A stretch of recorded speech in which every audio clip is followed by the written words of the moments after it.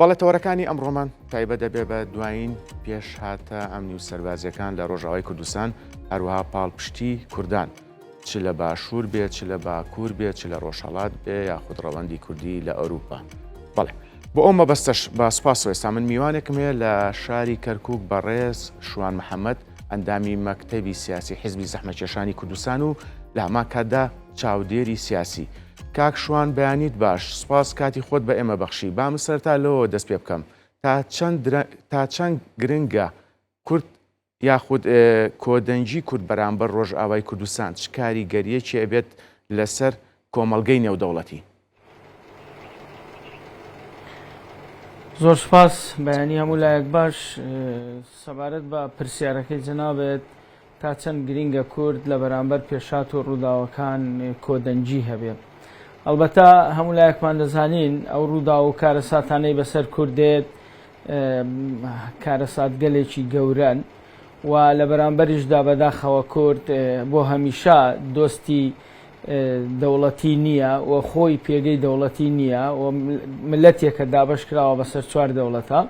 و لە هەمان کاتە هەموو ئەو ڕووداوانەی بەسەری دێن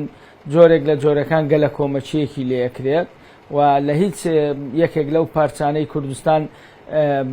با بڵێن پشتگیریەکی نێودەوڵەتی یان پشتگیریەکی دەوڵەتی نییە تا لە بەرامبەر ڕووداوەکان بتوانێت بۆ خۆی بەرگری بکە. کاتێک کە پێشاتەکان دێنە پێشەوە کە کورد بە تەنیا ئەمێنێتەوە خۆی و جوگرافیاکەی خۆی و ملەتەکەی خۆی و خاکەکەی ئەمێنێتەوە لەم حاڵەتە لە هەوەها ڕەوشێکی وادا پێویستی زۆری بەوەیە کە دەبێ کۆدەنجی و یەک ڕەنجی و یەک هەڵوێستی هەبێ بۆ ئەوەی لایەنی کەم بتوانێت بەرگری بکە لەو گەلە کۆمەچی و لەو پێشهاتانەی کە ڕوبەڕوویە بێتەوە. هەموو جارێک لە هەموو ڕووداوەکان لە هەر پارچەیە کە ڕوو ئەدات کورد پێویستی بەوەیە هەموو پارچەکانی تر کۆدەنجیەکی ملی، کۆدەنگیەکی گەلی، کۆدەنگیەکی گشتی لە پاڵ یەک هەبێ بۆ ئەوەی بتوانێت مۆراڵی ئەو پارچەیە بەرزکاتەوە بۆ ئەوی بتوانێت ڕای گشتی لە بەرامبەر ئەو ڕووداوانە بجوولێنێ. هەروەکەوەی بۆ نمونە ئەو ڕووداوانەی لە هەفتە و دە ڕۆژی ڕابردوو لە ڕۆژئاوای کوردستان دروست بوو ئەو گەلە کۆمەچیە ئەو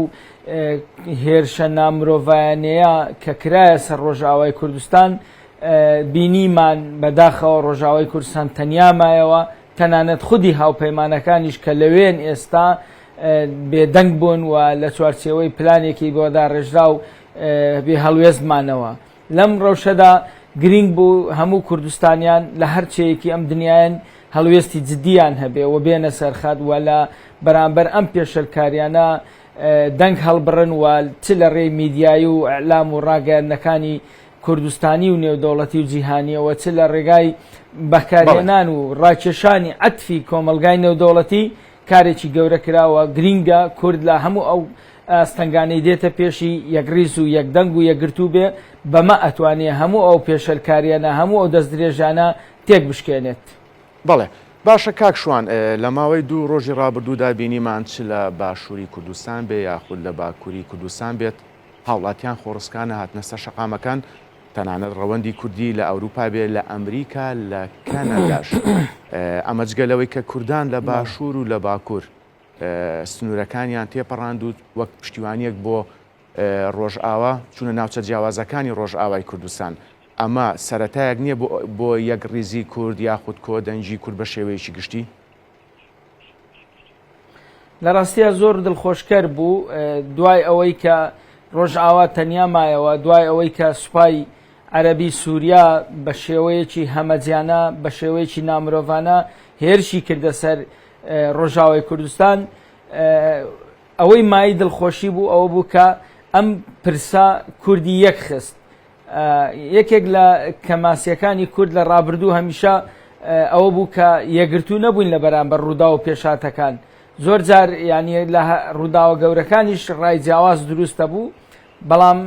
ئەوەی مای دڵخۆشی بوو ئەوەی مای سەربەرزی بوو بۆ هەموو تاکێکی کورد ئەوە بوو کە لە دوو ڕۆژی ڕابردوو لە هەموو شار و شارچکان لە هەموو پارێزگاکان لە هەموو دنیای دەرەوە لە ئەوروپا لە ئەمریکا تەنانەت ئەم ڕۆژ لە ئوسترالیا خۆپشاندان و پاڵپشتی گەورە نیشاندرا. ئەمە وای کرد جاریچکە ڕوحێکی تازە بەبەر پرسی کورد لە هەموو پارچەکان بخرێ و وای کرد گەلی ئێمە لە ڕۆژئاوای کوردستان هەست بە تەنیایی نەکا وای کرد کە بەرنیارەکان و داگیرکەرانی کوردستانیش بوترێ کە ئێمە ملەتێکی لەسەر یەک دێنە جواب یەکگرتووین لە بەرامبەر پێشەلکاریەکانی مافی مرۆڤ و مافی نەتەوەییمان هەنگاوێکی باش بوو جێگای دڵخۆشی بوو ئومێ دەکەین کورد لە بەرامبەر هەموو پرسەکان لە هەموو پارچەکان بە پاڵپشتی یەک و لەسەر یەک بێنە جواب و پشتی یەک بگرن و ڕیزی یەک تەواو بکەن بۆ ئەوەی بتوانین لایەنی کەم لە بەرامبەر ئەو هێرش و پەلەمارانەی کە ئەدرێتە سەر خاکمان سەر کەرامەتمان سەر بوونمان ئێمە یەکگرتوو بووین چونکە دوجار هەر ئەم یەکگرتوویە ئەتوانێت سەرمان بخا لەبەرەوەی وەکو باسم کرد ئێمە ملەتێکین کەمتر دۆستەکانمان لەسەرمان دێنە جواب و نەبووینەتە جێگای بەرژەوەندی ملەتان و دەوڵەتە زلهێزەکان بۆیە زۆر جار ئەوە بینی بەجێمان دێڵن و تەنیامانەکەن کاتێکش تەنیامانەکەن دوژمنەکانمان بەداخەوە زۆر بێ وجدانانە ئەکەونە جانمان بەڵام ئەوەی لە دووسێ ڕۆژی ڕابردوو ڕوویدا مای دڵخۆشی بوو مای سەربەرزی بوو مای ئەوە بوو کە هەڵوێستەی لەسەر بکرێ بەردەوامی پێ بدرێ و سەرکردە و حزبەکان و خەڵک شانازی بەم پرسەوە بکەوە بتوانێت لە چاوەڕووی ئەوەمان هەبێت لە ڕاهاتوو داوای هاوکاری لە براکانمان لە ڕۆژئاوا لە هەموو پارچەکانی تریش بکەین. بەڵێ کاک شوان ئەوە ئێمە لەسەر ئاستی شەقام زانیمان کە پاڵپشتێکی فراوان هەیە بۆ کوردانی ڕۆژئاوا ئەی باشە لەسەر ئاستی لایەنە سیاسەکان تا چەند لایەنە سیاسەکان لە ئێستادا هاودەنگن هەماهەنگن بۆ کوردانی ڕۆژئاوا یاخود بۆ دوایین پێشهاتوو پەرستنە ئەمنی و سەربازیەکان لە ڕۆژئاوای کوردستان وەکو لایەنە سیاسیەکان وەکو باسمان کرد خەڵک خۆڕسکانە ئەم تەوقێشکان ینی پەیامی خۆی دا لایەنە سیاسیەکانیش ئەوەی کە من متابعەم کردووە و چاودێریم هەیە هەموو پاڵپشتی خۆیان دەربڕیوە و یەکگوتاریەکی باش لە ڕووی سیاسیەوە لە ناو شەقامی سیاسی کوردی هەیە لە هەموو پارچەکانی کوردستان و لە باشوور بە تایبەتی هەموو دەستگا فەرمیەکان بەیاننامەیان پاڵپشتیان هەبووە بۆ ڕۆژئاوای کوردستان لە ئاستی حکوومەت لە ئاستی سیاست هەموو لایەنەکان من شتێک نابینم جێگای سەرنج بێ یان جێگای ڕەخنە بێ بۆ ئەوەی لایەنێک یان خەڵکێک یان سەرۆکێک کەم تەرخەمی کردبێ تا ئەم لەحزەیە ئەوەی کە دروست بووە جێگای دڵخۆشیە چونکە لە زۆر پرسا لایەنە سیاسیەکان جیاوازیان نەبوو جیاوازیەکان زەقە بوو بەڵام ئەم جارە جیاوازی نەبیندراوە و لایەنە سیاسیەکان بە ئەرچی ئەخلاقی و نەتەوەی وجدانی خۆیان هەستاون تا ڕادەیەکی زۆر باشە. کاکشوان با تۆزێ بگەڕێینەوە دواوە وەک خۆت ئاماژت پێە ئێمە لەسەر ئاستی نێودەوڵەتی دۆستمان نییە باشە بۆ لە کاتی جەنگەکاندا بۆ نمونە لە کاتی جەنگی دژی تیرۆسانی داعش لە دوای ساڵی 2014 بەدواوە ئێمە هاوپەیمانمان هەبوو چ ئەمریکا بێت چ وڵاتانی تری زلهێز بێت بۆ تەنها لەو کاتانەدا ئێمە دۆستمان هەیە هاوپەیمانمان هەیە بۆ ئێمە هەموو کاتێک کورد بە وەکالەت جەنگی دژی تیرۆریستانی داعش یان هەر جەنگێکی تر بکات و دواتر وڵاتانی زلهێز چ ئەمریکا بێت چ وڵاتانی تر بێت دەستبەرداری کوردە بن. بە تێڕوانینی من شەڕی داعش بۆ کورد تەحسیل حاصل بوو وەک دەڵێن ئێمە دەبایە ئەو شەڕە بکەن چونکە بەشێکی زۆری ئەو شەڕە لەسەر خاچی کوردستان بوو کاتێ هاوپەیمانی نێودەوڵەتی دروست بوو ینی هاوپەیمانیەکە پاڵپشتێکی باش بوو بۆ کورد ینی ئێمە لە شەڕی داعش ڕاستە شەڕکەر بووین شەڕ لەسەر خاچی ئێمە بوو ڕوبەڕووی داعش بووینەوە و ئێمە شەهیدماندا زیاتر لە ڕۆژئاوا و ڕۆژهەڵا با بڵێن ڕۆژئاوا و باشوور زیاتر لە 25,000 شەهید دراوە ئەمە ئەو ڕاستیە هەڵەگرەیە کە ئەوەیە کە ئێمە شەڕەکە ڕوبەڕووی ئێمە بووە کاتێکیش هاوپەیمانان هاتن پاڵپشتی کوردیان کردیان کوردیان لە ناو چوارچێوەی هاوپەیمانی نێودەوڵەتی وەک با بڵێن لایەنێک لە بەشداری قبول کردووە ئەمە وەکو ئەڵێ ئەمری واقع بوو زۆر جاریش ئەوترێ ئێمە تەنها لە شەڕەکان بەکار هاتوین دوایی بەجێیان هێشتوین دیارە ئێمە حەقیقەتێکێ دەبێ بیزانین چونکە ئێمە دەوڵەتمان نییە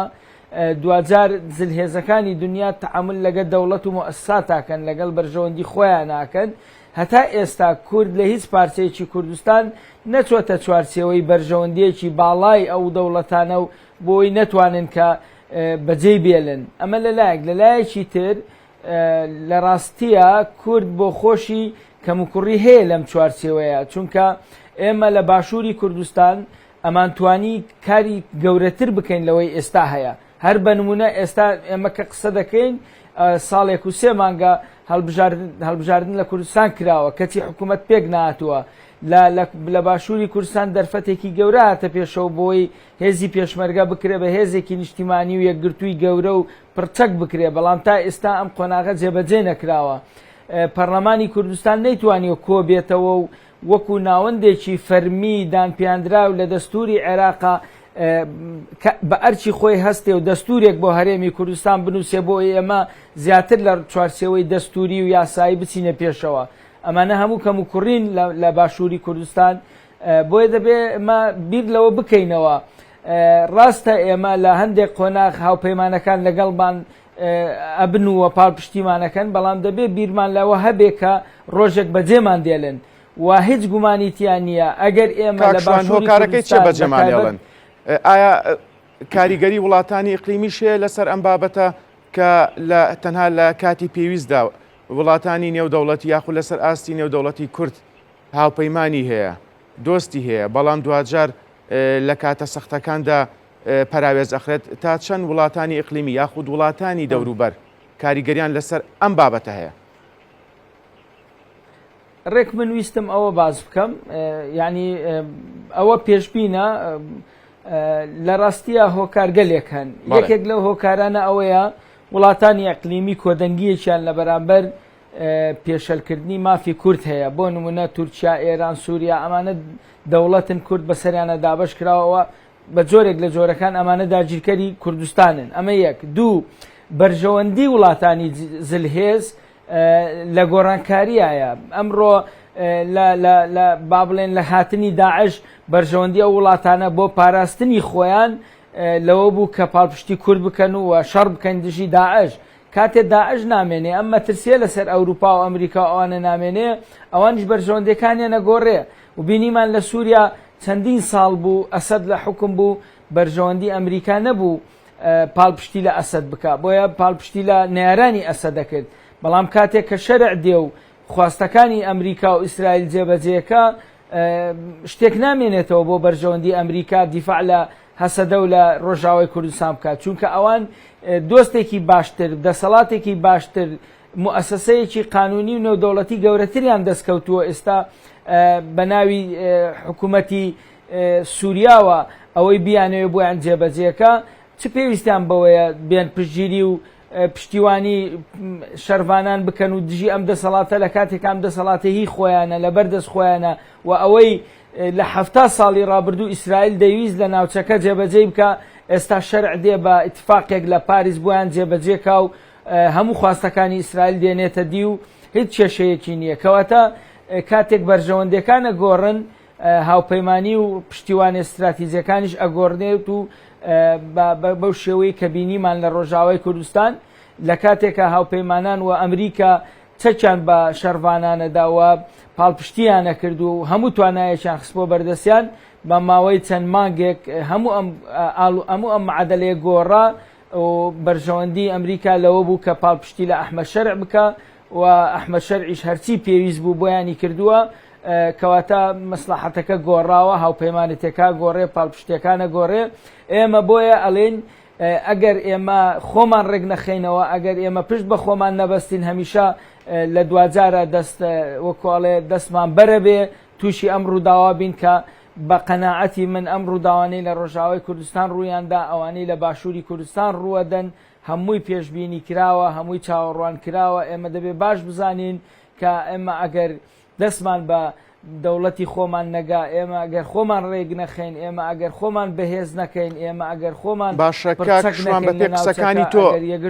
هەمیشان مەترسیانە هەر بەردەوامە بێ. باشە کاکشوان بە پێ قسەکانی تۆ ئەمە زەنجێکی مەترسیدارە بۆ ئەوەی کوردان یەک دەنگ و یەک هەڵوێز بن بۆ ئەوەی خۆمان کۆکەینەوە، ڕیزەکانمان یەک بخەین بۆ ئاڵنگاری و ئەو پێشاتانەی کە دواترێتە بەردەمان. ئەمەی ئێستا زەنجێکی مەترسیدارە؟ ئەمەی ئێستا و ئەوەی ڕابردوو ئەوەی داهاتوش هەمووی زەنگن مەترسیدارن دەبێت کورد خۆی لە ڕاستیە کورد و هۆکار هەیە دەبێت بە دوو شێواز دەبێت خۆی ڕێک بخە خۆی هیچکان ئەوەیە بە تێگەشتنەوە بێ و بە تەفاومەوە بێ و ئامادەکاریەکی باشی بۆ بکە لێک تێگەیشتن لە بینی لایەنە سیاسیەکان هەبێ و کورد دەبێ بەڕاستی پلانی قۆناغ بە قۆناغ و استراتیژی خۆی دیاری بکە بە پاڵپشت بەخۆی و عمقی استراتیژی خۆی کوردستان بێ نەک بەغا نەک تاران نەک دیمەشق نەک ئەنقەرە. ئەمە یەکەمیانە. دووەمیان ئەمری واقع فەرزێ کاتە سەرمان ئەوش ئەوەیە کە ڕووداوەکان دێنە پێشەوە دەبێ ئێمە لە ناکاوە خۆمان ڕێک بخێنەوە وەکەوەی ئەمڕۆ لە ڕۆژاوای کوردستان ڕوویدا. یعنی وەکەوەی لە 16 ئۆکتۆبەری 2017 باشووری کوردستان لە ناوچە جێناوەکان ڕوویدا، وەک ئەوەی لە تورکیا لە بەرامبەر پرسی کورد ڕوئەدا. هەموو ئەمانە ئەو ڕاستیا سەلمێنن کورد دەبێ بە تێگەیشتنەوە بە با بڵێن بە پلانێکی استراتیژی نەتەوەییەوە کار بۆ باشەکاکشوان و یەکەواتی خۆی بکە باشە خەتی سووری هەبێ بۆی باشە. کەواتە کاتیەوە نەهاتووە کار لەسەر بەڕێوەچوونی کۆنگرەیەکی نەتەوەیی فراوانی نائاسایی بکرێت لەسەر ئاستی هەر چوار پارچەی کوردستان؟ نەک نائاسایی و نەک کاتی هاتووە، بەڵکو کورد زۆر دواکەوتووە. ئێمە دەبێ باش بزانین لە ناوچەکە ئێمە ملەتێکین دواکەوتین لە ڕەوڕەوەی مێژوو، دواکەوتوین لە ڕووداوە سیاسیەکانی ئەم ناوچەیە، دواکەوتوین لە کێشە و ململانی اقتصادیەکان، دواکەوتوین لە هەموو ڕووەکانەوە. ئەمە ڕاستیە کە ئێمە دەبواە لە دوای نەوەتەکان لە باشووری کوردستان هەوڵی کۆنگرەی نەتەوەی بدرێەوە. کۆنگرەی نەتەوەی زۆر قۆناغشی بڕی، بەڵام بەداخەوە ململانی حزبی نەهێشت سەر بگرێ. بۆیە بە تەئکید کاتێتی کۆنگرەی نەتەوەیمان هەبێ و کاتێتی ناوەندێکی نەتەوەی هەبێ کە سیاسەتی استراتیژی بۆ کورد دابڕێژێ و هەموو لایەنە سیاسیەکان، هەموو خەڵک، هەموو حزب و ڕێکخراوەکان پێوەی پابند بن و هێڵی سوورمان هەبێ کەس لێی دەرنەچێ. بۆیە ئەمە ئەمرێکی پێویستی واقعی هەموو کاتێکمانە. کاکشوان دەست خۆش، من دواتر ئەگەڕێمەوە لای جەنابەت گفتوگوی زیاتر لەسەر ئەم بابەتەوە ئەم پێشاتانەکەین لە ڕۆژاوای کوردستان لەگەڵمانە بمێنەرەوە. بەڵێ ئێستاش ئەچمە لای بەڕێز سەلاح گەرمیانی بەڕێوبەری نووسینگەی مافی مرۆڤ لە شاری کفری. کاک سەلاح، بەیانیت باش، سوپاس کاتی خۆت بە ئێمە بەخشی. کاک سەلاح، ئەوەی کە ئێستا ئێمە ئەیبینین لە ماوەی دوو ڕۆژی ڕابردوو یاخود لە ماوەی هەفتەی ڕابردوو بێت، چەند ڕۆژی ڕابردوو بێت، هێرش و پەلامارەکانی گروپە چەکدارەکانی سەر بە دیمەشق بۆ سەر ناوچە جیاوازەکانی ڕۆژئاوای کوردستان بۆ نمونە کوشتنی هاوڵاتیانی مەدەنی، سەربڕینی هاوڵاتیان، ئەمە سوکایەتیکردن بە هاوڵاتیانی کورد بە شەڕوانان، ئەمە لە جارنامەی مافی مرۆڤ لەسەر ئاسی نێودەوڵەتی لەکوێ جێ بێتەوە یاخود کاردانەوەکان لەو بارەوە چییە؟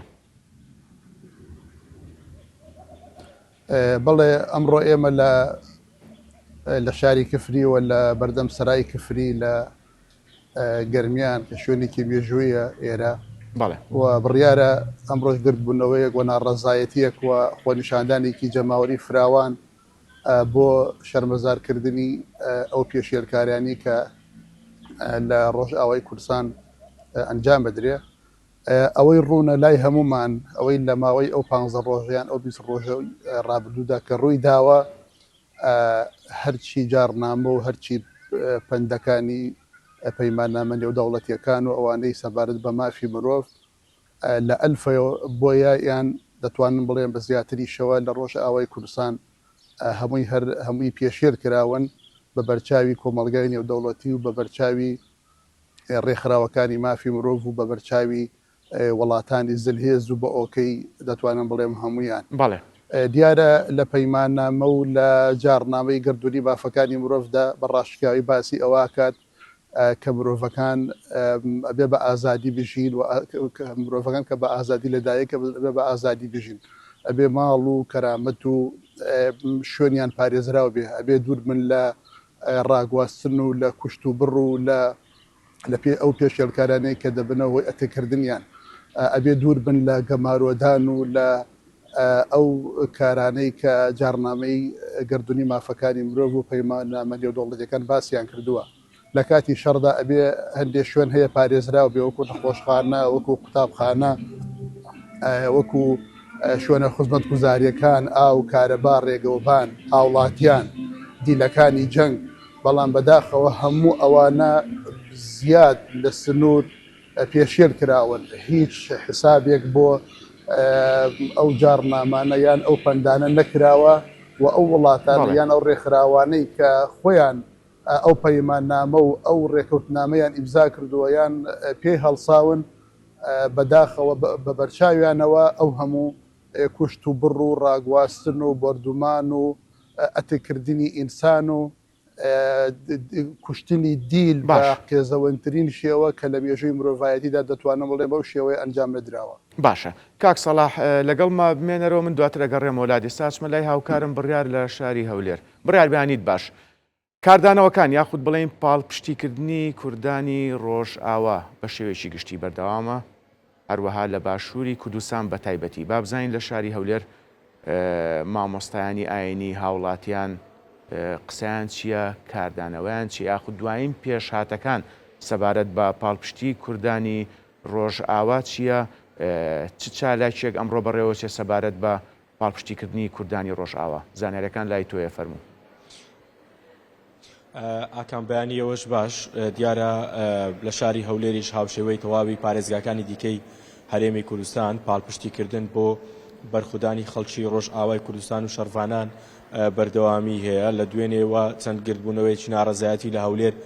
تا درەنگانی شەو بەردەوامی هەبوو و ئەمڕۆ کەش چەند چالاکیەک ئەنجام دەدرێت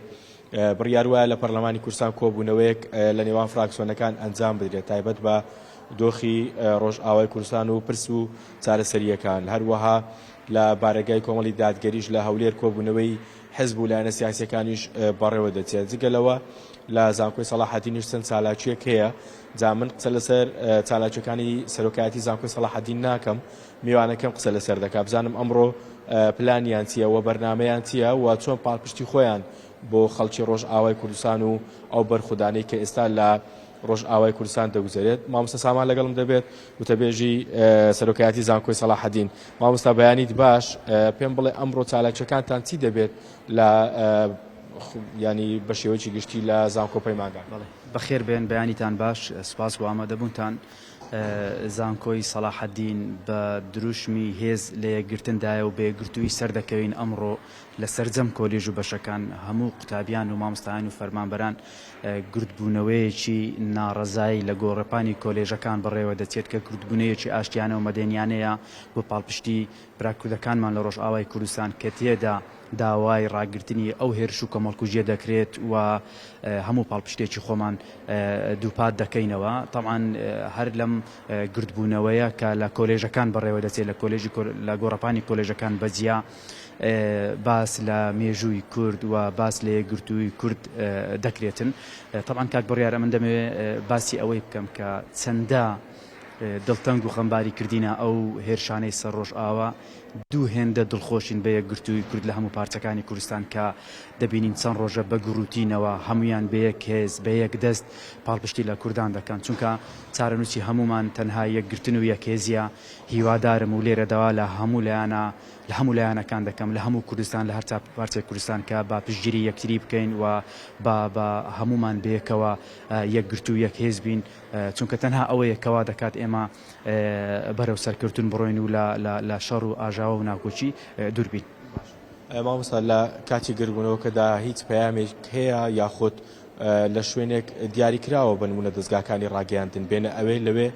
سەرۆکایەتی زانکۆی سەلاحەدین پەیامی تایبەتی هەبێت یاخود هەر دەستگایکی میدیایی ئازاد دەبچێت لە هەر پەیمانگەیەک یاخود لە هەر کۆلێژێک ڕۆماڵی. طبعا ئێمە هەموو کۆلێژەکان ئاگادار کردەوە هەر کۆلۆژێ و لە شوێنی خۆی لە گۆڕەپانی کۆلێژەکەی چالاکیەکە ئەنجامەدات بەو شێوەیە کە بخۆیان بەرنامە و پلانیان لۆدانەیە بەڵام ئەوەی کە مهمە گشتگیری لە هەمووی هەیە هەمووی تەنها بۆ پاڵپشتی کوردانی ڕۆژئاوایە و بۆ ئەوەیە داوا لە کۆمەلگەی نێودەوڵەتی بکەین فشار دروست بکەین تاوەکو ئەم هێرش و کۆمەڵکوژیە ڕابژیرێتن بێگومان ڕێگە بە ڕووماڵکردنی دەستگاکانی ڕاگەیاندن لە هەر شوێنێک بێت دەدرێت. زۆر سپاس. ئاکام ئەوەی جێبیست بوون ئەمە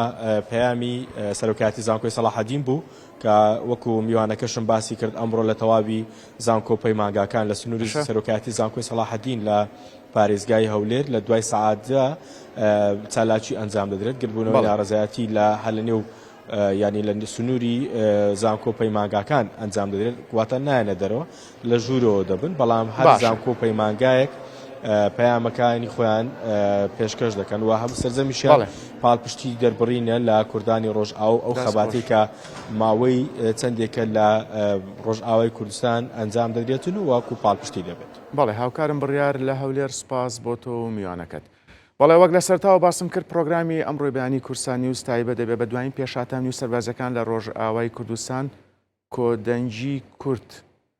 لە بەرامبەر ڕۆژئاوای کوردستان. ئەگەڕێمەوە لای میوانەکەم لە شاری کفری کاک سەلاح لە ساڵی 1970 کارەساتی ئەنفال ڕوویدا بە تایبەتی گەرمانیەکان پشتێکی زۆریان بەرکەوت چ کفری بێت چ کەلار بێت ماڵ نییە کە قوربانی نەبێت. باشە ئەم کوشتارگەیە ئەم کۆمەڵکوژەی ئێستا کە لە ڕۆژئاوای کوردستان ڕوئەیەت هەمان کارەساتی یاخود ڕووداوی ئەنفالمان بیر ناخاتەوە یاخود تا چەند گرنگە ئێمە کۆدەنگ بین بۆ ئەوەی بتوانین ئەم پرسە بگەینە وڵاتانی جیهان یاخود بیگەینە ئاستی نێودەوڵەتی یاخود مفاتەحەی ڕێکخراوەکانی مافی مرۆڤ بکەین ڕێکخراوی نەتۆ یەکگرتووەکان بکەین.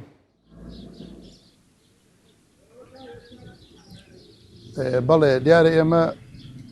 وەکو تاکی کورد بە تایبەت لە باشووری کوردستان و بە تایبەتتر لە گەرمیان و ئەم ناوچەیە ئێمە بە حکمی ئەوەی لە ڕابردوودا ئەو هەموو تاوان و پێشێلکاریانەی حکوومەتە یەک لە دوایەکەکانی عێراق لەم ناوچەیە ئەنجامیان داوە هەر لە حرس قۆمیەکانەوە بیگرە هەتا گێتە ئەنفال و کوشت و بڕ و دیهات ڕوخاندن و ئەوانە ئێمە هەمومان هەست بە و ئازارە دەکەین. بەڵام لەو سەردەمانەتان دیارە تەکنۆلۆژیا و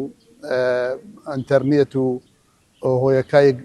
هۆکارەکانی گەیاندن وەکو ئێستا نەبووە خەڵک ئەو تاوان و کارە قێزەوەنانەی درکوێ نەکردو وەکو ئێستا. ئێمە هەمومان ئێستا لە ڕۆژئاوای کوردستان هەموو ئەوانەکە دەیبینین هیچی لە ئەنفال زیاتر نییە هیچی لە ئەنفال کەمتر نییە ئەگە زیاتر نەبێ بە بەرچاوی جیهانەوە بە بەرچاوی کامیراوە زۆر بە شانازیەوە ماڵی کورد تاڵان دەکەن لە گەرمیانیش هەر ماڵی کورد تاڵان دەکرا خەڵک زیندە بەچاڵ دەکەن خەڵ بە زیندوێتی دەکوژن لە گەرمیانیش هەروە بوو ئەوەی دیلکوشتن لە گەرمیانیش هەروە بوو ئەوەی کاری قێزەون و کاری پێشێلکاریە لە پێشێلکاری مافەکانی مرۆڤە لەو پارچەی کوردستان ئەنجام بدرێت. ڕێکخراوە نێودەوڵەتیەکان کۆمەلگای نێودەوڵەتی بەڕاستی کەوتنە ژێر پرسیارێکی قورسەوە پیشەیی و ئەتوانم بڵێم بەداخەوە ئەخلاقی پیشەیی و هەڵوێستی خۆیان لە دەستدا ئەوان تاکو ئێستا بچووکترین بەیاننامەیشیان نەبووە تاکو ئێستا ئێمە نەمان بینیە ڕێکخراوەکانی UN ڕێکخراوەکانی مافی مرۆڤ هێکێتی ئەوروپا دادگای ئەوروپا دادگای مافی مرۆڤی ئەوروپا ڕێکخراوە مرۆیەکانی دیکە بە هیچ شێوەیە تاکو ئێستا بچووکترین بەیاننامەیان نەکردووە و باسییانەوە پێشێلکاریانە نەکردووە ئەمەش هۆکارێکی گەورە و سەرەکیە بۆەوەی ئەو گروپ و تاقمە تیرۆریستانەی کە سەرەتاییترین مافەکانی مرۆڤ پێشێلەکەن درێژە بەکارە ناڕەوا و کارە دڕندەکانیان بدەن. بێگومان ئەرکی هەموو لایەکە ئەرکی کۆمەڵگای نێودەوڵەتی و ئەرکی وڵاتان و ئەوانەی کە تۆزیەک یان کەمێک ئەخلاق و وجدانیان تێدا مابێ ئەبێ هەڵوێست بگرنە بەر ئەبێ ڕێگە نەدەن گەلێک بە بەرچاویانەوە ڕۆژانە کۆمەڵکوش دەکرێت لەسەر ماڵ و مڵکی خۆی ئاوارە دەکرێت دیلەکانی بەرچاوی کامیرەوە شەهید دەکرێن ژن و منداڵەکانی لەوەیە هەندێ وشە تعبیر نەگونجێ لێرە باسی بکەین بەو شێوانە بینیمان کە چۆن من لە لاشەی مرۆڤەکان دەکەنەوە. بەڵێ کاک سەلاح دواتر ئەگەڕێمە وڵات ئەچمەوە لای کاک شوان لە کەرکووک. کاک شوان قسەیەکی کاک سەلاح سەرنجی ڕاکێشام کە ئەو کۆمەڵکوژەی کە ئێستا لە ڕۆژئاوای کوردستان لە ئارادای هاوشێوەی ئەنفالە بۆ چوونی تۆ لەو بارەوە چێ کاک شوان؟ بەداخەوە من جۆم لە قسەکانی هاوڕێم کاکسلاح نەبوو ڕزگا جۆم لێ بواە چونکە دڵنیام قسەی جددی دەکا ئەو پیاوەم بەڵێ خۆی ئەنفال چییە؟ ئەنفال لە ئەسڵا سوورەتێکی قورئان بوو حکوومەتی بەعەس لە بەرامبەر کوردی باشووری کوردستان بە پاڵپشت بەو سوورەتە ینی شەرعێتی لەو سوورەتە وەرگرت و ئەنفالی کوردستانی کرد و کۆمەلگای ئیسلامی و عەرەبی و ناوچەکەی پێ دەمکوت کردن لە ڕاستیە بە پێی قسەی زانایانی کورد ئەو کەسەی کە بە پێی شەرع و یاساکانی ئاینی ئیسلام ئەو کەسەی کە سوورەتێکی قورئان بەرامبەر گەلێکی موسڵمان بەکاربێنێ ئەوە خۆی کافرە و لە ڕێ دەرچووە. ئەنفال واتە کۆمەڵکوژی، واتە بە کۆمەڵ لە ناوبردننی خەڵک، واتە ئەوەی کە لە پێوەرە نێودەوڵەتیەکان پێوترێ بە پێی ستاندار پێوترێت جینۆساید، واتە کوشتنی بە کۆمەڵ. ئەوەی کە سوپای عەرەبی لە چەند ڕۆژی ڕابردوو ئەو سوپا هەمەجیای کە سوپایەکی هاوبەشە تەوان سوپایە کە پێکاتووە لە عناسری زۆر ینی غەریب گروپی جیاواز لە خۆگرێ لەو سەری دنیاوە لەو سەری دنیا تا ئەو سەری دنیا گروپی تیرۆریستی کە لە وڵاتەکانی خۆیان ڕایان کردووە و لە چوارچێوەی قانونی ڕایان کردووە هاتوون لەوێ کۆبوونەتەوە. ئەمانە هێرشیان کردە سەر ڕۆژاوای کوردستان و دەستیان نەپاراستووە و هێشتان قەبارەی زیانەکانی کورد لە ڕۆژاوای کوردستان دیار نییە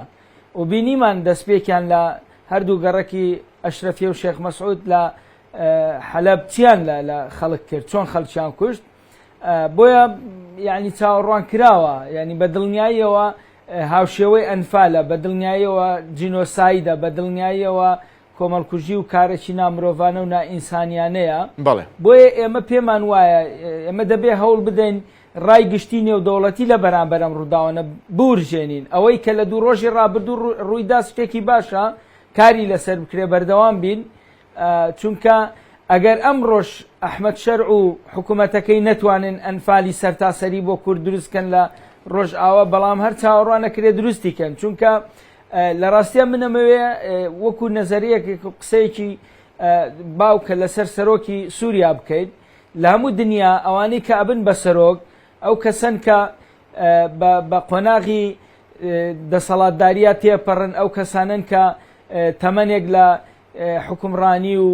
کارکردنی دەوڵەتداریە تێپەڕن، ئەو کەسانن کە سابقیان لە مەسەلەی مافی مرۆڤ پاکە. بەڵام ئەمڕۆ سەرۆکی سووریا کەسێکی دەروون نەخۆشە، چونکە کەسێکە بە هەموو ئەو گروپانەیە تێپەڕیوە کە لە ڕابردوو کاکشوان لەسەر ئەو بابەتە پیاوە سەرۆکی سووریا بێ. بەڵێ کاکشوان باسی گروپە چەکدارە جیاوازەکانی نێوڕزی سوپای سووریات کرد، باسی خودی ئەحمەد شەرعت کرد، لەسەرەوە پرسیارێکم هەیە دواتر دەگەڕێم وڵات. ئەچمە لای هاوکارم ڕێزان لە سلێمانی. ڕێزان بەیانیت باش پاڵپشتی کوردان لە باشووری کوردستان لە شاری سلێمانی بە دیاریکراوی بۆ ڕۆژئاوای کوردستان بەردەوامە. ئەمڕۆ چ چالاکێک لەو بارەوە لە شاری سلێمانی هەیە؟ زانیاریەکان لای تۆیە فەرموو. بەڵێ ئاکام سڵاتان لێبێت و بەیانیتان باش. دیارە ئەمڕۆ بمڕۆواتە سێ ڕۆژە پشتیوانیەکان و پشتگیریەکانی خەڵکی پارچەکانی تری کوردستان و تەنانەت کوردان لە هەر شوێنێکی دنیا بن بۆ ڕۆژئاوای کوردستان بەردەوامی هەیە. ئەمڕۆ سێم ڕۆژەکە خەڵکی سلێمانی، هاوڵاتیانی سلێمانی یاخود هاوڵاتیانی پارێزگاکانی تری هەرێمی کوردستان یاخود کوردانی پارچەکانی تری کوردستان پشتگیری خۆیان دەڕبرن. هەر ئەم ڕۆژ لە پیرەمەگرون و دووکان بۆ پشتگیری لە کوردانی ڕۆژئاوا گرتبوونەوە و خۆپیشاندان هەیە. دیارە پشتگیریەکانی هاوڵاتیانی سلێمانی تەنها خۆپیشاندان و گرتبوونەوە و ڕێپێوان نییە، یاخود تەنها وتنەوەی دروشم نییە، بەڵکو بەشێکی زۆریان وەک دوێنێ هەم لە بەرنامەبیانیانی کورسادنیزی شارڕۆماڵ کرا و لە نەشرەکانی تری شارڕۆماڵ کرا، هەر دوێنێ سەدان هاوڵاتی بە دەیان پاس لە پارێزگای سلێمانیەوە بەرەو ڕۆژئاوای کوردستان بەڕێکەوتن تاوەکو لەوێ بەرخودان بکەن، تاوەکو لەوێ هاوکاری کوردانی ڕۆژئاوا بکەن. دیارە ئەمڕۆ بڕیارە کاتژمێردا لە پیرەمەگرون و دووکان خۆپیشاندان و گرتبوونەوە بۆ بۆنەوە بەڕێوە بچێت کە پشتگیری خۆیان بۆ کوردانی ڕۆژئاوا دەرەبڕن و لەگەڵەوەشدا جگە لە پارێزگای سلێمانی لە تەواوی قەزا و ناحیەکان لە تەواوی پارێزگاکانی تری هەرێمی کوردستان ئەم پاڵپشتی پشتگیریە بەردەوامی هەیە. کوردان ئەویان سلمانووە کە لە هەر دۆخێکی نەخوازرا و دۆخێکی ناهەمواردا کە بەسەر کوردانی پارچێکی تردا دێت ئەوان هەڵوێستیانە بێ. هەڵوێستەکانیشیان هەمیشە جیاوازە با بەرزکردنەوەی دەنگیان بێت لە ڕێگەی خۆپیشاندان و ڕێپێوان و گرتبوونەوەکان و لە ڕێگەی میدیایەکانەوە یاخود بە چوونیان بێ بۆ پارچەی کوردستان تاوەکو بتوانن لەگەڵ شەڕوانان و لەگەڵ خوشک و برایانمان لە ڕۆژاوای کوردستان چەکەڵگرن بەرخودانی خۆیان بکەن. وەک دوێنێژبینیمان دیارە سەدان کەس با تەمەنە جیاوازەکان با گەنج و پیر با ژن و بە پیاو با کچ و بە کوڕ هەمووان خۆیان ئامادە کرد تاوەکو بەهەستێکی نیشتیمان پەروەرانە ڕووبکەنە و پارچەی کوردستان کە لە ئێستادا شەڕ و ئاڵۆزی تایە کە لە ئێستادا دۆخێکی سەربازی سەپێنراوە بەسەر گەڕەکە کوردیەکانە و شەڕ و ئاڵۆزیەکان لەوێ بەردەوامە بۆیە پشتگیریەکان لە باشووری کوردستان بەردەوامە بۆ ڕۆژاوای کوردستان. ڕێزان لە سلێمانی سپاس بۆ تەواوی زانیاریەکانت. بەڵام بەردەوامە بم لە وەرگرتنی هاوکارانم لە شار و ناوچە جیاوازەکان ئەچمە لای ئاسۆ لە شاری کەرکووک. ئاسۆ بەیانیت باش. پاڵپشتی کوردان بۆ ڕۆژئاوای کوردستان بەردەوامە. چالاکیەکان لەو بارەیەوە ئەمڕۆ لە شاری کەرکووک چیە بۆ مەبەستە؟ زانیاریەکان لای تۆ فەرموو. ئاکام سڵاو لە تۆ بینەرانی کورسات نیوز بەیانی هەموو لایەک باش بێت بەڕاستی لە کەرکووکەوە توانم بڵێم ینی پاڵپشتیەکان بە جۆرێکە وەک چۆن کەرکووکیەکان ڕەنگە ئازار و ناڕەحەتی ئەو بارودۆخەیان چێشت بێ کە بە تایبەت لە ساڵانی ڕابردوودا پێشەوەی ئیدارەیەکی کوردی لە کەرکووک دەست بەکار بێت و پارێزگارێکی کورد بۆ کەرکووکدا بنرێت شەڕی دەرونی بەرامبەر کوردی و پێکاتی کوردی ناوچەکە دەکرا. بۆیە دوێنێ گەورەترین خۆپیشاندان لە دووسایتی گەڕێکی ڕەحیم ئاوا بە هەزاران کەس بەشداریان کردبوو بۆ دەربڕینی پاڵپشتی و پشتیوانیان لە شەڕوانان و لە کوردانی ڕۆژئاوا. لە لایەکی ترەوە دوێنێ یەکەم کاروانی گەنجەکانی پارێزگای کەرکووک گەیشتن دوای ئەوەی کە نزیکەی 10 سەعات ڕێگایان بڕی. دوێنێ هەر لەم کاتەدا لەم شوێنە لەسەر بازاری ڕەحیماوە کە لای مۆڵی تایم سنتەر مۆڵ دەکات پاس دەرچوو بۆ ڕۆژئاوای کوردستان گەنجەکان گەیشتنە ئەوێ دواتری ئێمە ئاگادار کرانەوە کە گەیشتونەوە ئامادە بۆ بەرخۆدان شەم بەشانی براکانیان خوشکەکانیان شەروانەکان لە ڕۆژئاوای کوردستان. ئەوەی هەیە ئەمڕۆژ بە هەمان شێوە هەر لەسەر بازای ڕەحیماوای کەرکووک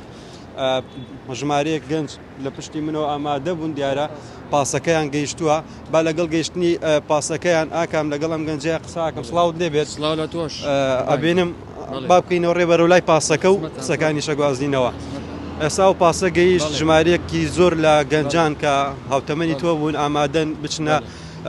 ڕۆژئاوا بۆ ئەوەی بەرخۆدان بکەن لەگەڵ برا خوشکەکانیان شەروانەکان. پەیامی ئێوە چییە ئاکامەوەی کە دەبینن ئەو پاسەیە کە با دیمەنەکان بگوازینەوە دێمەوە لای تۆ ئەو پاسەیە کە وەکو دەبینن گەنجانی کورد ئامادەن سەرەکەون لە کەرکووکەوە بەرەو ڕۆژئاوا بەڕێ دەکەون. سڵاو دەبێتی ئێرە چی هەستێکە لە کەرکووک و باشتری کوردستانەوە بۆ پاڵپشتی لە ڕۆژئاوا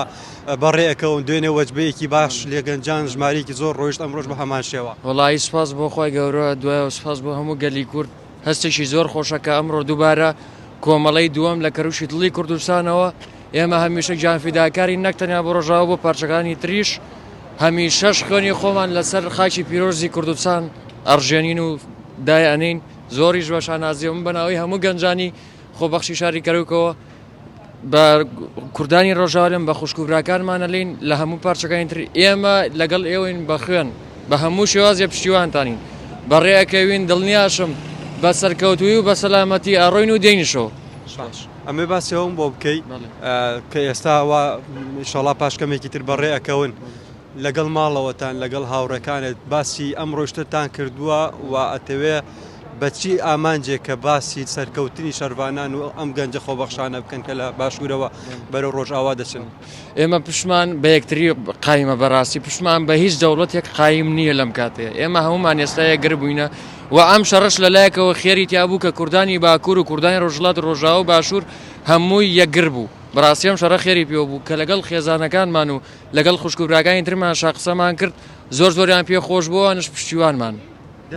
سپاس بۆ تۆ با دوان نەکەون ڕۆژاوای کوردستان بژی بەرخۆدانی گەلێ کورد سپاس قوربانجە. ئاکەم وەکو دیارە پاسەکە هاتووە ژمارەیەک گەنج ڕۆیشتونە و چاوەڕوانەکرێ پاشکەمێکی کرد دوای ئەوەی پاسەکە پڕەبێ بەڕێ بکەون ئەمڕۆ دەکاتە خۆناغی دووەم ئەم گەنجانە کە بەرەو ڕۆژ ئاوا بەڕێ دەکەون لە پارێزگای کەرکووکەوە. باش ئاسۆ لە کەرکووک سپاس بۆ تۆ میوانەکە دەچمەوە لای کاک سەلاح لە شاری کفری. کاک سەلاح ئەوەی کە ئێستا بینیمان هاوکارم ئاسۆ کە دیدارێکی کورتی لەگەڵ هاوڵاتێکی کورد ئەنجامە ژمارەیە گەنج چ ئەمڕۆ چ دوێنێ چ پێرێت لە شاری کەرکووک بێ یاخود لە ناوچە جیاوازەکان یاریمی کوردستان بێت بەڕێ ئەکەون بۆ ڕۆژئاوای کوردستان وەک پاڵپشتێک بۆ بەرخودانی کوردانی ڕۆژئاوا. ئەمە چ پامێکی لە پشتەوەی ئەمە تا چەند کاریگەری ئەبێت لەسەر کەمکردنەوەی ئازار و مەینەتەکانی کورد لە خۆراوای لە ڕۆژئاوای کوردستان یاخود پاڵپشتیکردنی ڕاستەوخۆی کوردان لە ڕۆژئاوای کوردستان. وڵێ ئێمە بۆ جارێکی دیکە ڕاچڵەکەین ئەو تاوانە ڕاچەڵەکان دین هەموو کوردی ڕاچەڵەکان ئێمە پێشتر دەیان جار لەم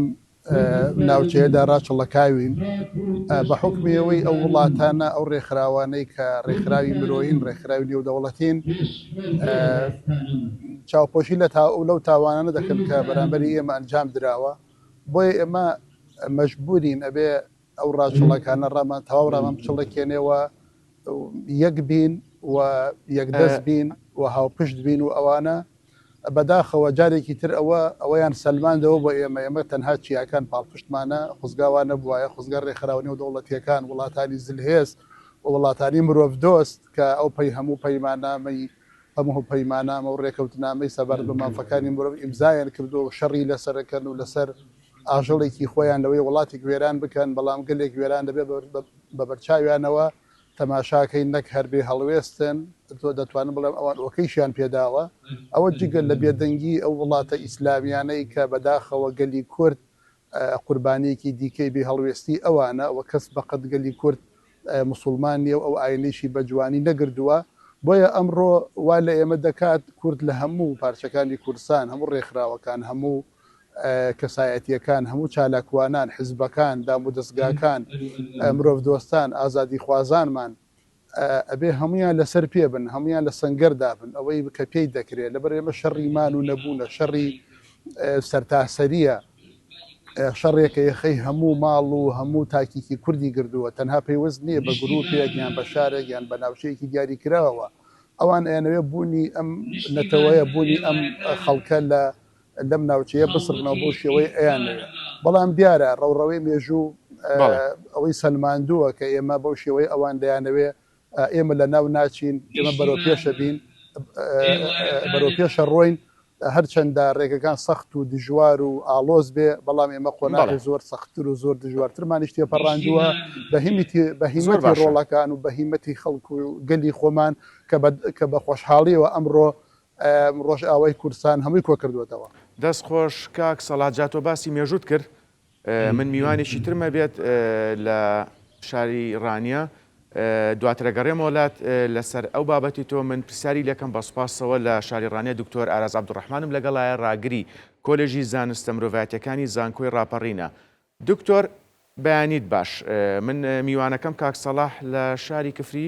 باسی مێژووی کرد باشە ئەوەی پێشتر ڕوویدا یاخود ئەوەی ئێستا کە لە ڕۆژئاوای کوردستان ڕوئەیە دووبارەکردنەوەی مێژووە بە فۆرماتێکی تر دکتۆر؟ باینتان باش زۆر سوپاسان دەکەم سڵاو لە شەروانان سڵاو لە هەموو ئەو تێکۆشەرانی کە ئێستا لە ڕۆژاوای کوردستان لە خەباتی وەلا تێکۆشانی بەرگاری و مقاومەی ئازادی ڕزگاری خاچی کوردستاندان دیارە ئەو باردۆخێکی ئێستا لە ڕۆژاوای کوردستان هاتوۆتە دی باردۆخێکی زۆر نەخوازراوە ئەوەی کە ئێمە باوەڕمان پێ نەبوو ئەوەی کە ئێمە تەسەوەڕمانە دەکرێت بەداخەوە لەلایەن هێزە نێودەوڵەتیەکان و هێندێک لە وڵاتانی ئەقلیمی بڕیار بەدەست جێبەجێ کراوە لە ئێستادا موامەرێکی گەورە لە ڕۆژاوای کوردستان هەیە وە کورد لە ڕێگەی خەبات و تێکۆشان لە ڕێگای خۆپەرچەکردن و ئەو مەقاومە گەورەی کە لە ڕابردوو لە ئێستا دەیەتی وەڵامی هەموو ئەو ئەمەرانە دەداتەوانێ و لە ڕابردوودا بەڕاستی کورد لە ڕۆژاوا و لە پارچەکانی تریش کوردستانیش هەموو بەرپرسی ئەو ئەمەرانیدایەوە کەوا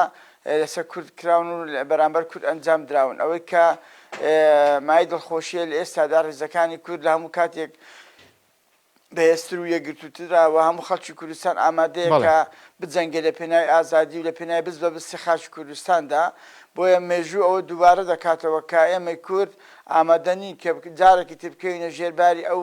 ڕێکەوتنە نهێنی و ژێربەژێرانی کە وڵاتانی یەقلیمی یا وڵاتانی زلهێز لەسەر حسابی کورد ئەنجامی دەدەن بۆ دەستکەوتنی کۆمەڵێک داهات و زەوی و ئەمانە بۆیە کورد لە مێژوودا لە ڕابردووە لە ئێستاشدا هەماشت بۆ خۆی بۆ خەباتەکەی بۆ تێکۆشانەکەی بۆ بەدەستێنانی ئازادیەکەی دووبارە دەکاتەوە و دەشی سەلمێن ئەم جارشکە سەرکەوتن هەر بۆ کورد دەبێت. بەڵێ دکتۆر باسی موامەرەت کرد یاخود باسی ئەو پێشهاتە مەترسیدارەت کرد کە لە ئێستادا لە ڕۆژئاوای کوردستان هەیە ئەم پێشهاتە مەترسیدارەی ئێستا یاخود ئەو موامەرەی کە تۆ باست کرد پێویستی بە یەکڕێزی و کۆدەنجی کورد نییە لە هەر چوار پارچەکەی کوردستان. دکتۆر ئەگەر ئێستا گوێ لە من بێت باسی موامەرەت کرد یاخود ئەو پێشهاتە مەترسیدارەی کە ئێستا لە ئارادایە بە دیاریکراوی لە ڕۆژئاوای کوردستان ئەمە وا ناکات کە پێویستی بەوە نییە پێویستی بە کۆدەنجی کورد نییە پێویستی بە یەکڕێزی کورد نییە بۆ ئەوەی بتوانین هەنگاو بە هەنگاو ئەم پەیامانە یاخود ئەم پێشهاتە مەترسیدارانە بگەێنینە ئاستی نێودەوڵەتی وڵاتانی جیهان. لێستا دەبێت هەموو حیزب و لایەنە سیاسیەکانی کوردستان هەموو کەسایەتی سیاسی و تەنان سەربازەکانی کوردستان و هەموو ڕۆڵەکانی خەڵکی کوردستان هەموو جۆرە سرا ململانەیەکی حیزبی عەشایری بەلاوە بنێن و هەمویان لە پێناوی بەرگریکردن لە خەبات و تێکۆشانی ئازادی خوازانەی خەڵکی کورد لە ڕۆژاوای کوردستاندا یەک هەڵوێز بین و یەکگرتوو بین و هەمومان ئامادە بین بۆ ئەوەی کە لە بەرەکانی شەڕدا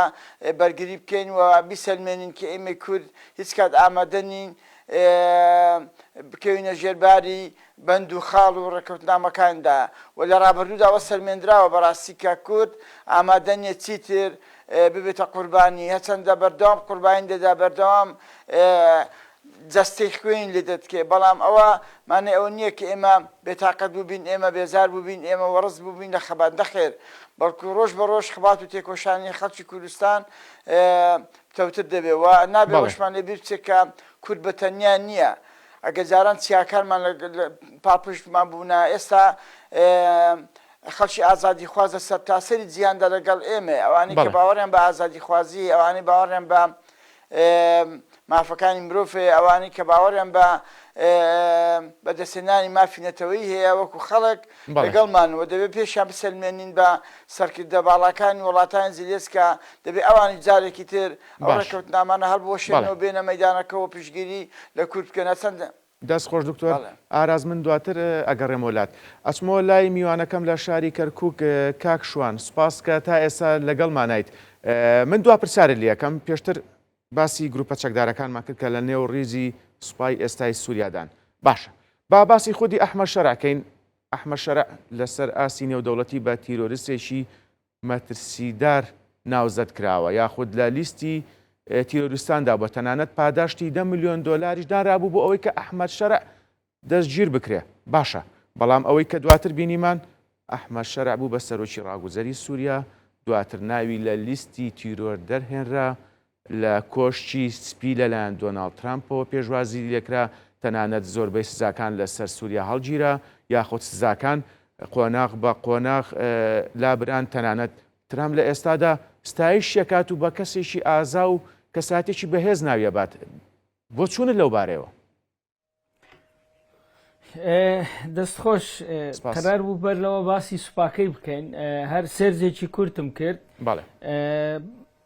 سوپای سووریا ئێستا کە ناوی سوپای سووریا عەرەبی سووریایە ببورن ئەلبانی چیچانی ئەفغانی ئەمانە گروپن جەزائیری یەمەنی تورکی لیبی عێراقی ئێرانی ڕووسی و چەندین وڵاتی تریش ئەمانە ئێستا لە ناو سوپای سووریا بە شێوەی گروپ وجودیان هەیە ینی ئەوە نییە مەسەن وەکو هاوڵاتیەک لە ناو سوپاکە بێت نا گروپی ئەفغانی گروپی سووری گروپی لیبی گروپی چیچانی ئەمانە هەموو گروپن و چەکدارن بۆیە ئەم سوپایە هیچ بنەمایەکی سوپای نیزامیتیان نییە جێشێکی هەمەجی کە هیچ پێوەرێکی ئەخلاقیشیان نییە و بینیشمان لە ڕۆژانی ڕابردوو یان چۆن تەعاملەکەن ئەمە بەنسبەت سوپاکە بەنسبەت خودی ئەحمەد شەریع لە هەموو دنیا کۆمەڵێک ستاندارد و پێوەەر هەیە بۆ کەسێک کە بێ بە سەرۆک بوون بە سەرۆک دەبێت ئەو کەسایەتێکی دیار بێ لەو دەوڵەتە ڕابردووی هەبێت چ لە ئاستی ناوخۆی چ لە ئاستی کۆمەلگای نێودەوڵەتی و بەتایبەتیش فایلی مافی مرۆڤی هەبێت دەبێت تەجروبەی کاری هەبێت دەوڵەتداری کرد بێ بە مؤسساتی ئەو دەوڵەتیە تێپەڕی بێت دەبێت سیڤیەک لە بڕوانامە و شەهادەی هەبێت دەبێت سزانە درابێ ئەمە زۆر میمە سزانە درابێ بە با بڵێن لە ئەنجامی کارێکی هەڵی کرد بێ و سزا درابێ ئەم پیاوە هیچ ئەمانەتیان نییە و سزا دراوە ئەم پیاوە لە عێراق 3 ساڵ سزن کراوە بە تۆمەتی کاری تیرۆریستی و ئەندامی گروپی تیرۆریستی داعش بووە لەسەر دەستی ئەم بەڵێ قاعدە بووە لەسەر دەستی ئەم پیاوە چەندی خەڵک کوژراوە ینی لە ڕاستیە ئێمە ناڵێن ئێمە ملەتێکی عاتفین و هەر باسی شتان بەڵام لە ڕووی ئەخلاقیەوە یعنی شەرمەزارێکی زۆر گەورەیە بۆ کۆمەلگای نێودەوڵەتی و بۆ خودی ئەمریکا هەرچەندە لە دوای هاتنی تراب شتێک نییە بە ناوی مەسایلی ئەخلاقی و ئەوانە بەڵام شەرمەزارێکی گەورەیە کەسێکیان کردوتە سەرۆکی دەوڵەتی سووریا و هەرچی پێوەری تیرۆریستی و نائینسانی و نامرۆڤی هەیە تێیدایە بۆیە بە قەت چاوەڕوان ناکەین لەسەر دەستی ئەم ئەحمەد شەرعا سووریا ببێ بە دەوڵەتێکی موسەساتی و ببێ بە وە کورد لە کەنارێکی ئارامە بێ بۆ دەبێ بەڕاستی کورد زۆر گەورەتر بیر بکاتەوە و پلان و استراتیژی خۆی هەبێ بۆ مەسەلە کاک شوان سوپاس تا ئێستا لەگەڵمان بوویت بەڕێز شوان محەممەد ئەندامی مەکتەبی سیاسی حیزبی زەحمەتکێشانی کوردستان و چاودێری سیاسی سوپاس کە ڕاستەخۆ لە شاری کەرکووک لەگەڵمان بوون سەرکەوتوو بن بەڵێ بەردەوامین ئەچمەوە لای کاک سەلاح لە شاری کفری کاک سەلاح بوو بوورە چەند جارێک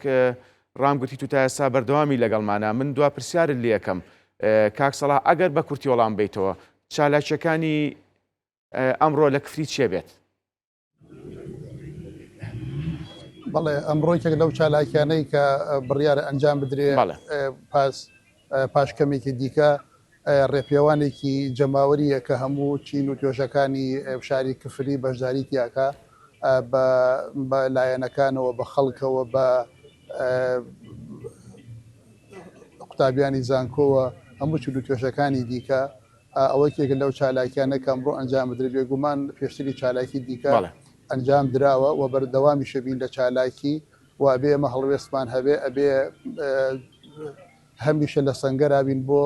داکوتیکردن لە مافە سەرەتایەکانی خۆمان لە مافە ئینسانیەکانمان لە مافە مرۆیەکانمان ئێمە ئەگەر خۆمان نتوانین بەرگری لە بوونی خۆمان بکەین لەوەیە کەسی تر نتوانێت بەرگری لە ئێمە بکە بۆیە ئەرکی هەمومانە ئەمڕۆ وەکو ئینسانێک دواتر وەکو کوردێک و مسلمانێک کە لەسەر پێ بۆ داگۆکیکردن و پێشێلکردنی ئیدانەکردنی ئەو پێشێلکارانی کە لە بەشێکی دیکەی کوردستانە ئەنجام بدرێ گومانم نییە هەر ئێمە دەیبینەوە هەر حەق دەیباتەوە هەر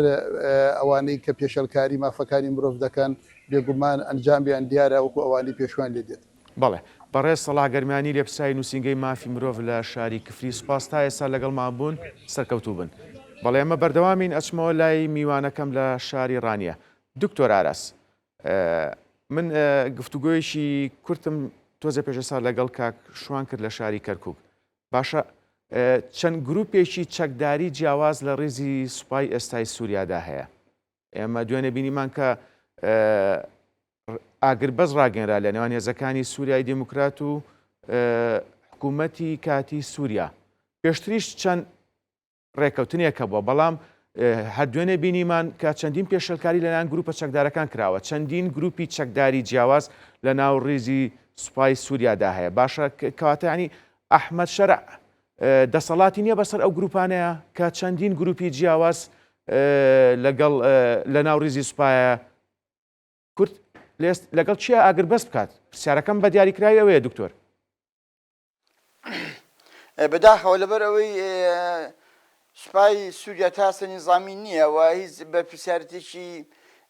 سەربازی و ئەتەکێتێکی سەربازی ناو سوپای سووریادانیە و ئەم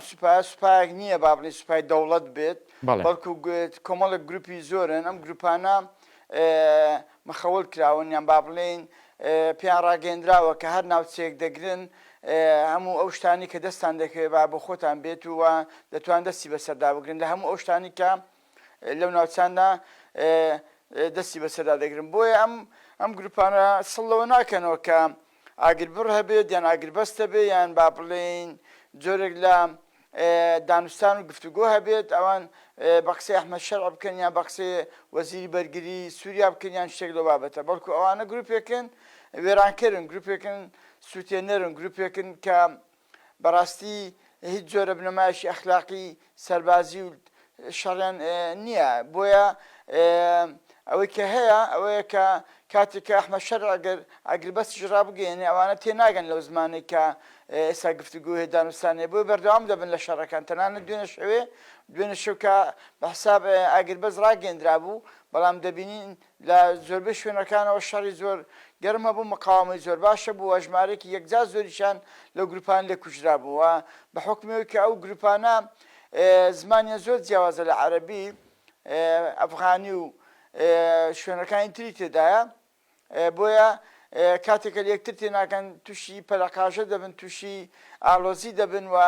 پێم وابێ ئەمە شۆکارێک دەبێت بۆ سەرکەوتنی کورد لە ڕۆژاواداوە جگەلەوەش دەبینین کە ئێستا وڵاتانی زلهێزی وەکو فەڕەنسا بەریتانیا تەنانەت لە ناوەندە گرنگەکانی ئەمریکاشدا لەو ڕاستە تێگەیشتون کە دەوڵەتی سووریا لە ئێستادا ناتوانێت بە هیچ شێوەیەک دەوڵەتەکەی بە مەرکەزی بکات بۆ لەبەرەوە لە ڕابردوودا با بڵێن هەسەدا هێزێکی پارێزەری دەستکەوتەکانی ئەمریکا و هاوپەیمانەکانی بووە لە ڕۆژاوا و لە وڵاتی لە دەوڵەتی سووریادا باشە دکتۆر ئاراس دژی داعش و دژمنەکانی ئەمریکا بۆیە لە ئێستادا ناتکرێ بەڕاستی ببوورە شێوەیەک پشت لە کورد بکرێت لە ڕۆژاوا و بە ئاسانی ببێتە پارویەک بەدەم ئەحمەد شەرع و گروپە چەکدارەکانی کە کەس نازان لە کوێوە هاتوون. بەڵێ باشە دکتۆر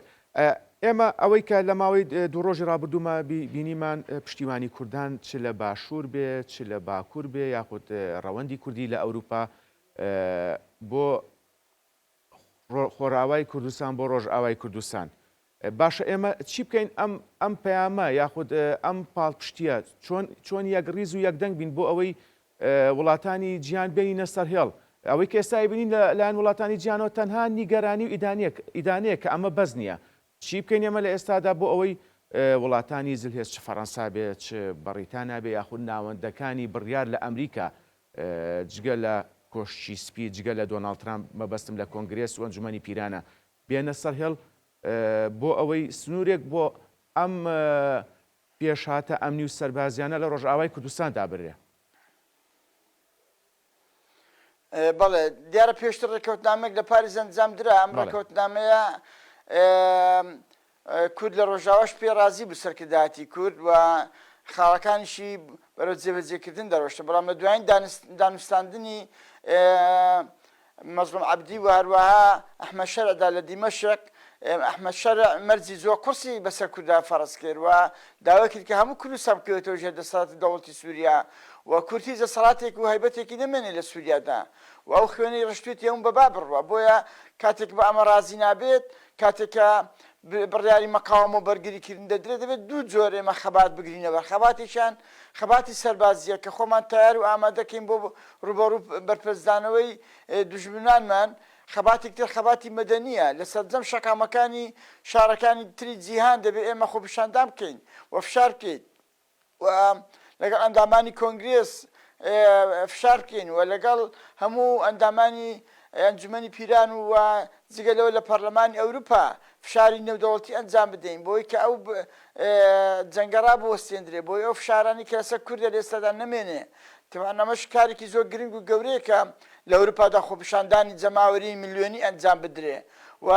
تەنانەت ئەگەر بەوەش نەوەستا لە بەرژەوەندیەکانیان بدرێ و ئەمانە دوجار دەبنە فاکتەرێکی سەرەکی و کارێکی سەرەکی لەوەی کە وڵاتانی بڕیار بەدەستی جارێکی تر بە بڕیارەکانی خۆیاندا بچنەوە جارێکی تر بە هەڵوێست و پامەکانی خۆیان دابستنەوە بێنەوە مەیدانەکە و پشتگیری پشتیوانێکی سەرەکی لە کورد بکەن چونکە ئەو جۆرە هاوکێشەیەکی ئێستا گۆڕانکاری بەسەرداتوە لە سووریادا هەموو وڵاتانی ئەوروپاش دەزانن کە لە پێناوی بەدەسهاتنی بەرژەوەندێکی ئابووریە بۆ ئەمریکا. بەڵێ کەواتە دکتۆر تا چەند گرنگە کەناڵێکی دیبلۆماسی لە ئێستادا بکرێتەوە بۆ ئەوەی وڵاتانی ئەوروپا یاخود وڵاتانی زلهێز مفاتەحەی ئەم بابەتە بکرێ یاخود دەستوەردان بکەن لە بەرامبەر ئەو پێشەلکارانی لەلایەن گروپە چەکدارە جیاوازەکانی سوپای سووریاوە لە بەرامبەر ناوچە جیاوازەکانی ڕۆژاوای کوردستانە جامەدرێت. ئەم کەناڵە دیبلۆماسیە تا چەند گرنگە کە کورد بایەخی پێ بدات و بیکاتەوە کەناڵە. بەڵە خاڵێکی تر کە زۆر گرنگە ژەوەیە کە ئەو وێنە تراژیدیانی کە سەربازانی ئەحمەد شەرع ئەنجامی دەدەن لە کوشتوبر و لە قەتڵ عام و لە سەربڕین و لە ئەو کارەساتە گەورەیە پیشانی با بڵین جیهانی بدەن، پێشانی ناوەندە بڕیار بەدەستەکانی بدەن و ئێمە خەڵکێکی زۆرمان هەیە لە ناوەندەکانی بڕیار لە ئەوروپا، لە فەڕەنسا، لە بەریتانیا، لە ئەڵمانیا، لە هۆڵەندا، لە هەموو وڵاتانی تر ئێمە ئەندام پەرلەمانمان هەیە، وەزیرمان هەیە، خەڵکمان هەیە کە دەتوانێت زۆر بە خێرایی ئەو پەیامانەی کورد، پەیامی ئازادی خوازی کورد بگەێنێ بە ئەو ناوەندی بڕیار بەدەستانە. جگەلەوەش ئەو وێنە تراژیدیانی کە لە ڕۆژاوە ئێمە بیگوازینەوە جارێکی تر. ئێستا دنیا بچووک بۆتەوە زۆر بە ئاسانی زۆر بە خێرایی دەتوانین ئەو وێنەیەکە وێنەیەکی ترسناکە بۆ داهاتوی سووریاش بەڕاستی گەروا بێت سەربازان سوپای سووریا بە هەمان شێوەی کە بینیمان لەسەر ڕۆژی ڕابردوودا کە چۆن مامەڵە دەکەن لە ڕابردووشدا کە داعش چۆن مامەڵەی کردووە، هەمان گروپ، هەمان بیرروباوەڕ، هەمان با بڵێن مامەڵەکردنی ئەنجامدەن ئێستا دە بەرامبەر بە کورد. بۆیە پێویستە هەموو ئەوانی کە دەوریانێ لە پەرلەمانی ئەوروپا، لە سەفارەتەکان، لە کونسولگەریەکان، لە با بڵێن تەنانەت لە ناوەندەکانی بازرگانی و ناوەندەکانی بازارگەری جیهانیشدا کاریگەری تەسیراتی خوا بکەنە سەر بزنسمانە گەورەکان بۆی تەسیر بکەنە سەر وڵاتانی ئەوروپا و ئەمریکا بۆی بە بڕیارەکانی خۆیان دابستنەوەنێ. چونکە لەبیرمان نەچێ ڕۆژاوە ناوەندێکی گرنگی بازرگانی دەبێت بۆ وڵاتانی ئەوروپا و ئەمریکا و دەتوانێت لەو ڕێگایەوە ئەوانە بەرژەوەندی و قازانجی باش بەدەست بهێنن. بۆیە دەکرێت ئەم ئەو وێنەیە بدەین بە ئەمریکا بە تایبەتی اینجا وڵاتانی ئەوروپا بۆی پێداچنوێ بکەن بە